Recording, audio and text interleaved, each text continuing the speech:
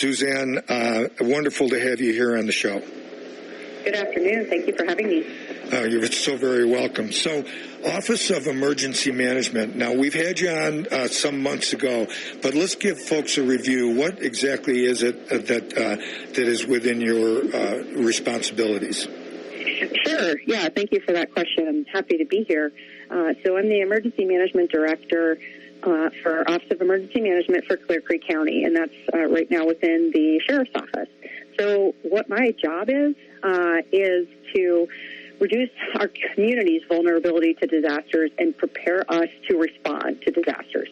As we know, we have amazing first responders in this community that respond each day to incidents. The disasters that I deal with are things that are a little bit beyond a day-to-day response, such as a global pandemic, something that is bigger that needs multi-agency coordination. So my title is Emergency Management Director. Mostly day-to-day, what emergency managers across the country do is we are in the preparedness phase. We write plans, and then we train folks on those plans, and then we exercise those plans to be able to conduct a response like we're doing for the pandemic right now. So let's see. If the fires this summer had jumped over the divide and come into Clear Creek County, on the first day there would have been an immediate response from fire and from the EMS, from Sheriff's Department. The Forest Service would have sent fire crews, etc., and they would have established an incident command on site. But then the ongoing problems created by such an event, were they to continue, that would have become your responsibility. Is that right? Yeah, that's generally correct.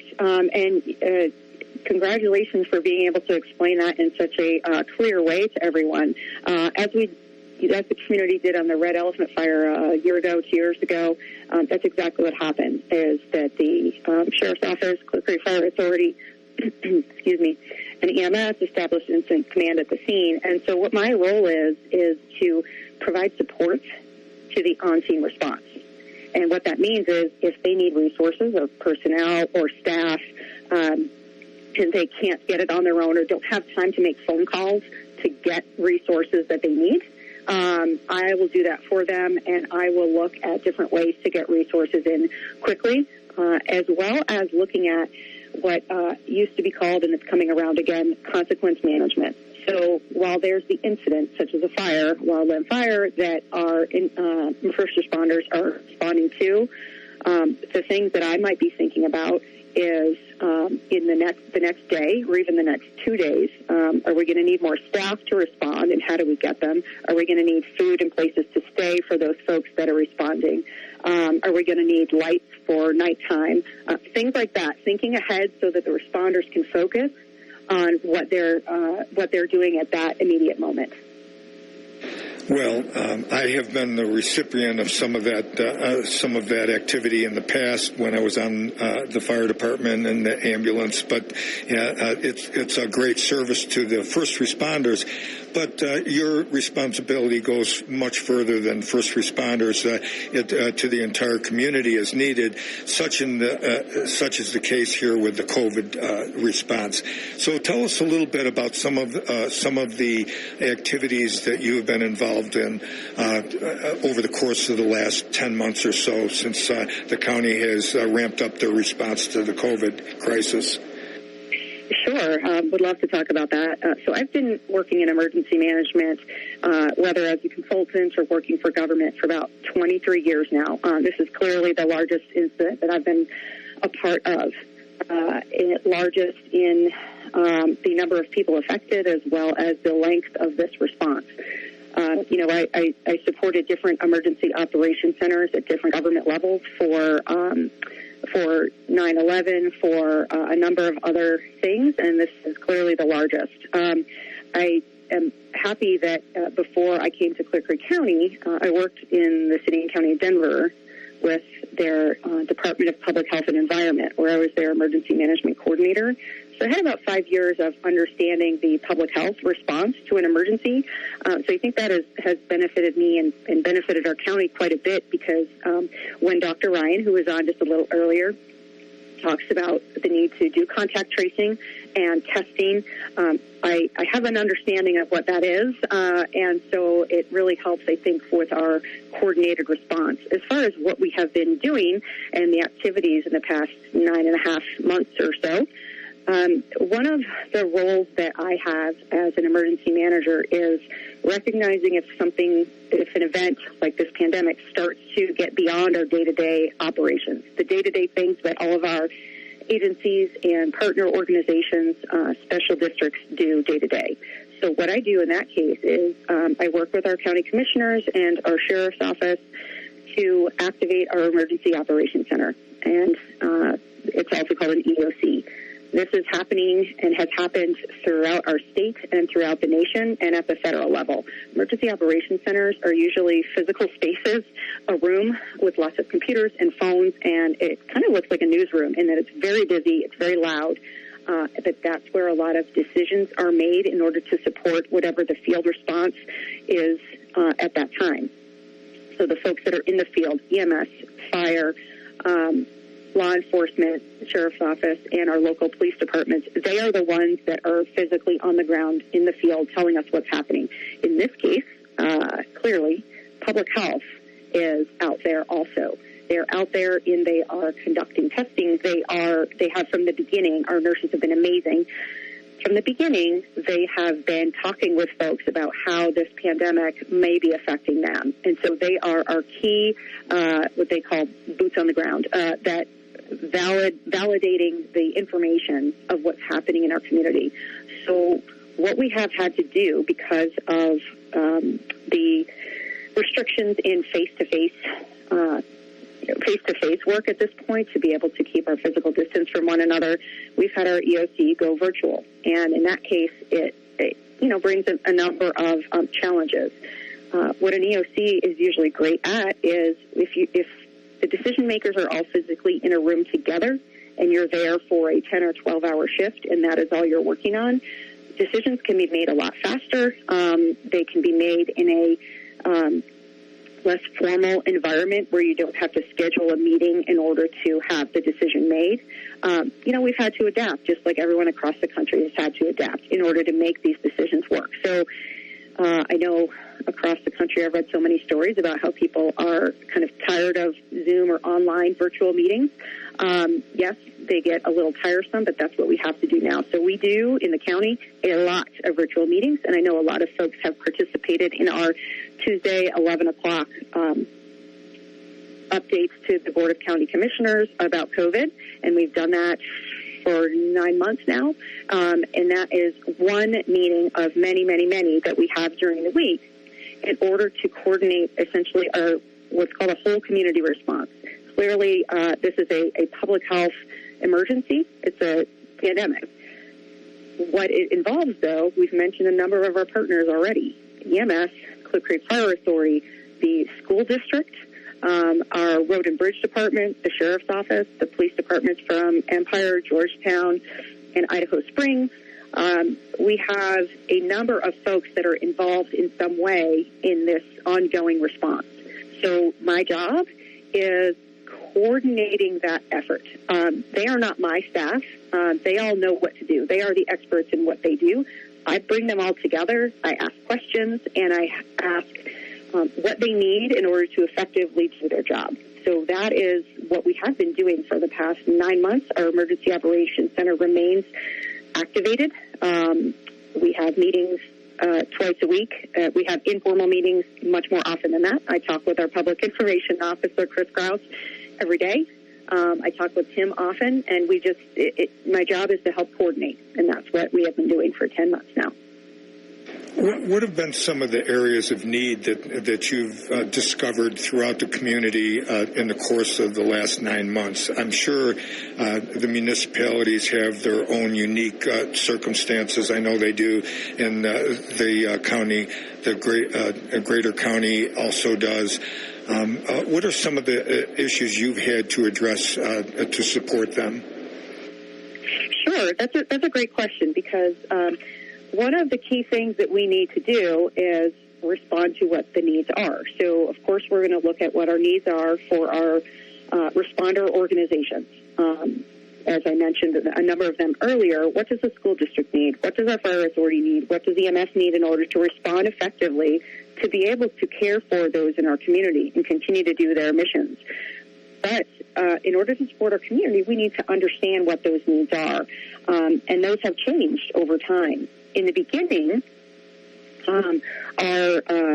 what was it at the time called our Health and Human Services Department, in coordination with our Veterans Coalition, distributed a lot of food to folks that may not have transportation in support of us encouraging them to not go out and interact with folks. And to encourage that social distancing, some folks were not necessarily able to go out and get groceries like they needed to, or medication like we needed to. So we had to look at that.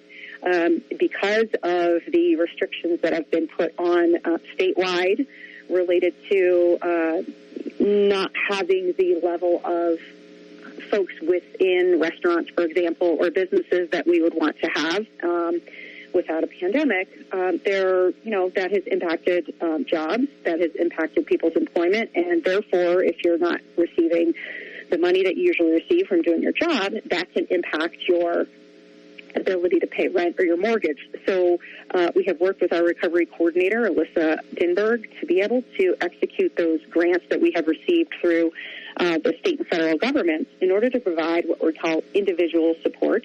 That is direct funding that individual people can apply for and receive in order to help them with things like that. There are other programs that the county has established with the Board of County Commissioners about helping folks make sure that they can pay their electricity bills, they can pay their mortgages or rents, they can pay any other utility bills. So we have a lot of those programs. All that information is on our website, and if people have questions about that, we encourage anyone to reach out to the leadership within the county to ask questions, because the funding is there for you.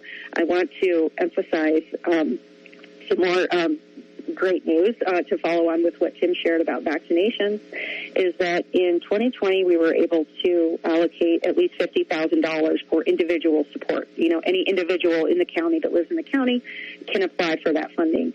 For 2021, we were able to secure an additional $100,000. So, and that is available.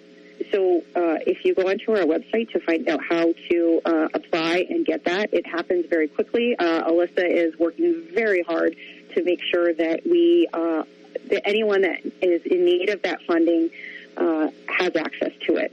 So those are a couple of needs that have, kind of come up. And the county, with the commissioners, are constantly talking about how do we identify what those needs are and address them.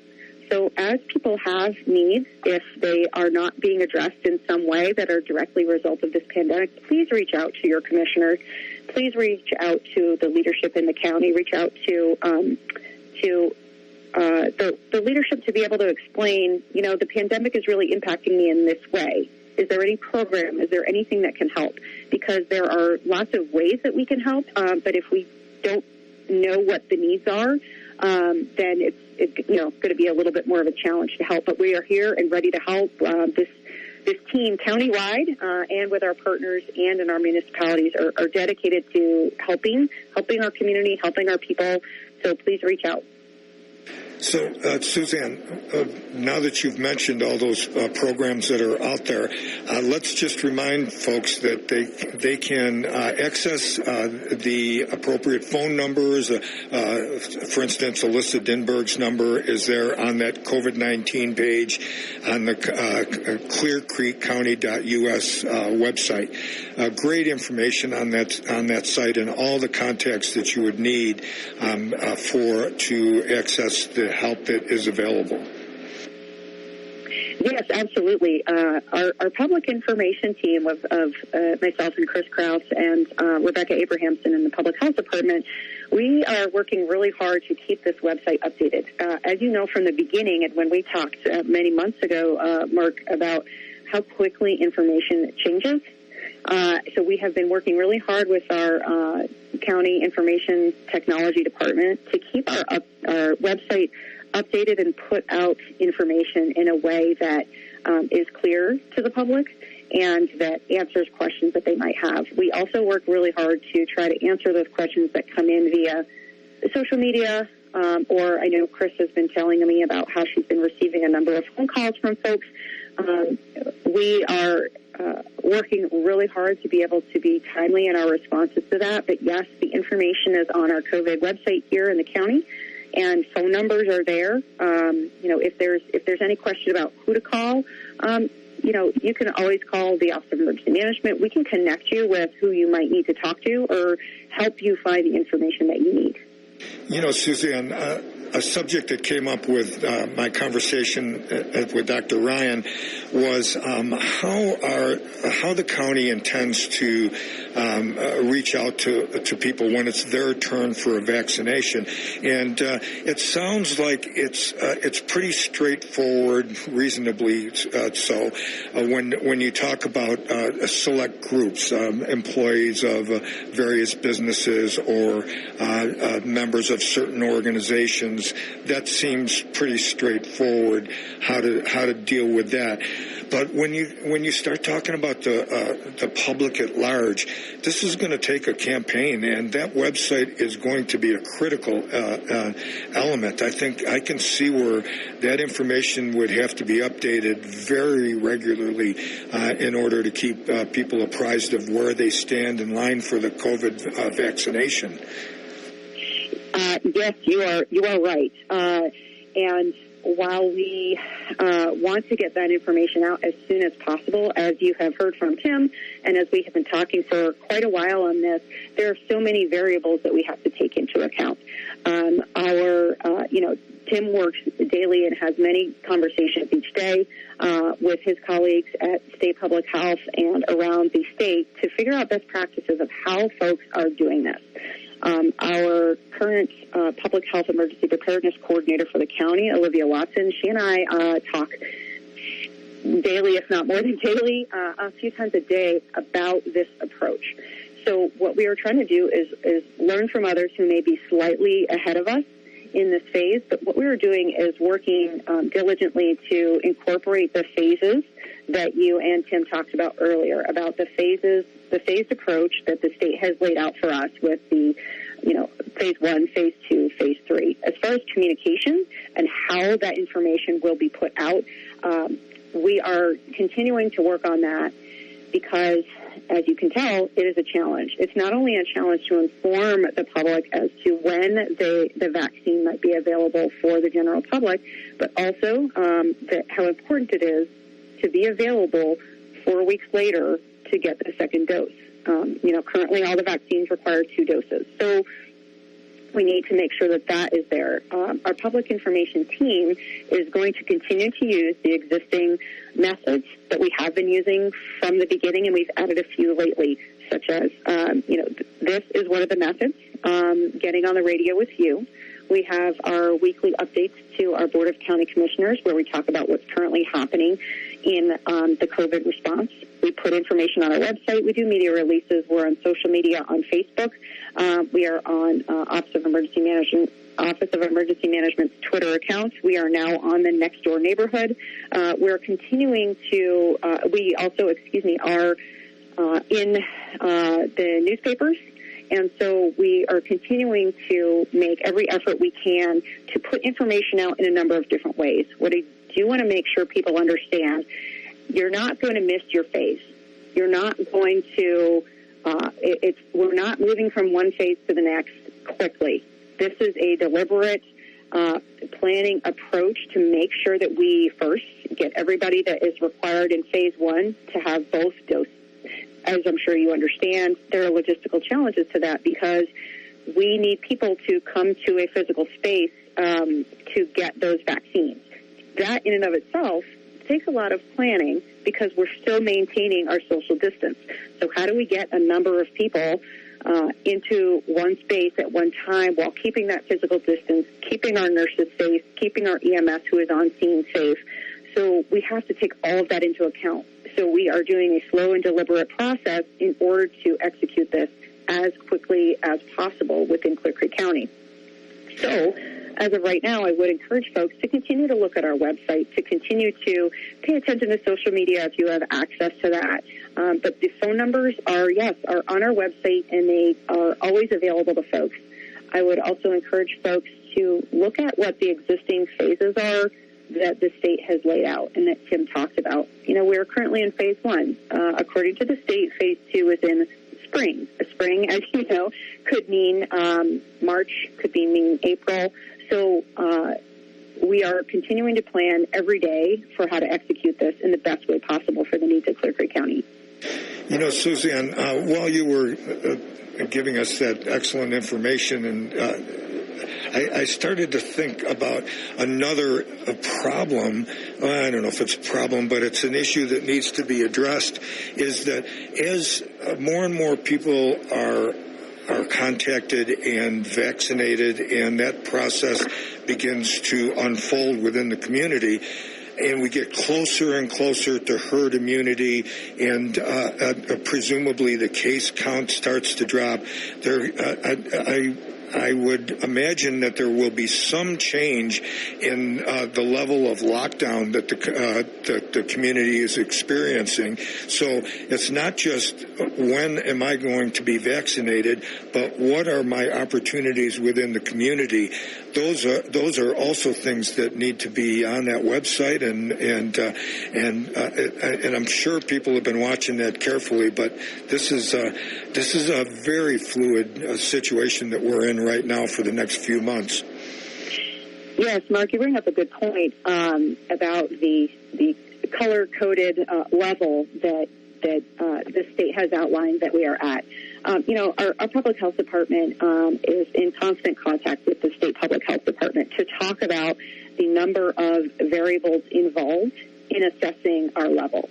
As Tim reported out earlier in this radio program, the county is on the right track as far as our positivity rates going down, our hospitalizations going down or being stable. So there's a number of variables that public health at the state level looks at in order to determine whether our community can move a level. And we all, and Tim has mentioned this before, but we definitely all want to move it to a less restrictive level as soon as we practically can, as soon as all those variables indicate that we can. So those conversations are ongoing with our public health department at the local and state level to do that. We're currently, overall, the county is currently remaining in the red level. Our restaurant sector is in the orange level as determined by the state. And so everything that everyone is doing is contributing to us, hopefully very soon, being able to reduce our levels on a continual basis. That is our goal. We want the economy to open up. We want our restaurants to be back open fully. We want our stores to be back open fully and our thriving economy. In order to do that, we need to keep having all of our numbers going in the right direction of reducing our case numbers and reducing our positivity rate. So, the community is working really hard to make that happen, and I want to thank you all for that. I know that we have been saying a lot of the same things since the beginning of this. The reason is because that is what has been proven to work. The staying socially distanced from folks, the washing of your hands, and the wearing a mask. That is what has been proven to work, and that's why we keep emphasizing that. And we're going on the right track, and we hope to stay that way so that we can get our economy and our community back as much as possible, as soon as possible, to where we want it to be. Well, Suzanne, with the help of your office and all of the first responders and medical professionals in our community, I feel that we're headed in a good direction. I feel that most of the businesses in our community, if not the vast majority, let's say, have been very responsible in the way they have conducted themselves during the course of this, and I applaud them all for the sacrifice sacrifices they've made for our benefit, and I just can't wait to get back out into the community, back to the gym, back doing all the things that we would normally do within the community. But we're not there yet. We need to get that vaccination. In the meantime, and even after the vaccination, we've got to keep wearing our masks and socially distancing, washing our hands until, let's say, Dr. Fauci says it's okay to stand down. Yes, exactly. Let's keep doing this and keep those preventative measures going. And we do have the vaccine, coming in slowly to our county and to our state. So, let's keep doing what we need to do in order to protect one another and get us back to where we want to be. So thank you. Yes, and Suzanne, I've taken the pledge personally not to be the last individual to come down with COVID before vaccination, and I hope that everyone listening will take that same pledge. And I'm not going to be the last person. So thank you so much for joining us today, and we'll have you back again soon. I apologize; it's been a while. We've been busy trying to keep up, and just as you have, and I'll resolve to have you back on soon, okay? Yeah, I would love to. Thank you for the opportunity to speak today. Appreciate it. Okay, Suzanne. Thank you. Goodbye now. All right. Thank you. All right, everyone. That was Suzanne Boccia. She is the director of the Office of Emergency Management here in Clear Creek County. And as you heard, there is a number of programs available for financial assistance if needed. The information for accessing those programs is on your county website, clearcreekcounty.us. Until next week, please, everyone, be safe, and let's kick 2020 in the butt. Talk to you next year. Bye.